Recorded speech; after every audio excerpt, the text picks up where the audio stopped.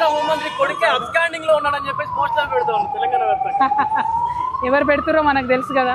ఒక పిల్లగాడు, అది కూడా పాలిటిక్స్ లో లేని పిల్లగాడి మీద పడి పర్సనల్ అటాక్ చేయడం అన్నది నాకు పర్సనల్ గా నచ్చని అంశం. నిన్న కల్వకుంట్ల కవిత గారు, అమ్మా మీరేమన్నారు, నేను తెలంగాణ అమ్మలాగా ఇప్పటి నుంచి ఉండాలనుకుంటున్నా అంటున్నారు. అమ్మ తెలంగాణ అమ్మ అనుకోవాలనుకుంటున్న అమ్మగారు, ముందు ఈ అమ్మ బాధ చూడండి, ఈ అమ్మ బాధ ఆలకించండి. ఆమె బిడ్డ కోసం కన్నీరు మున్నీరుగా విలపిస్తుంది. ఆమెను ఓదార్చే నాదుడే లేడు.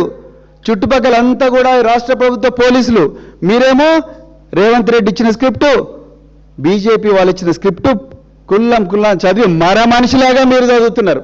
మళ్ళా మా కేసీఆర్ గారిని మీరు మర మనిషి అంటున్నారు. నిజంగా మర మనిషి మీరు కవిత గారు.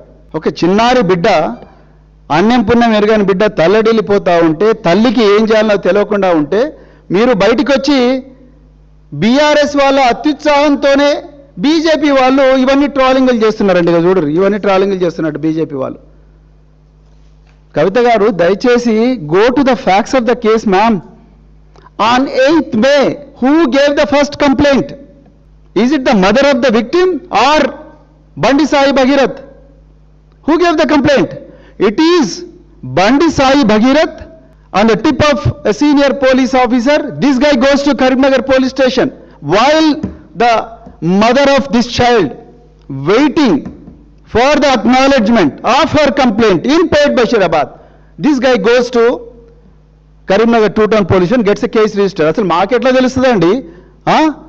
ఎలా తెలుస్తుంది కవిత గారు? మాకు ఏం మాట్లాడుతున్నారు మీరు?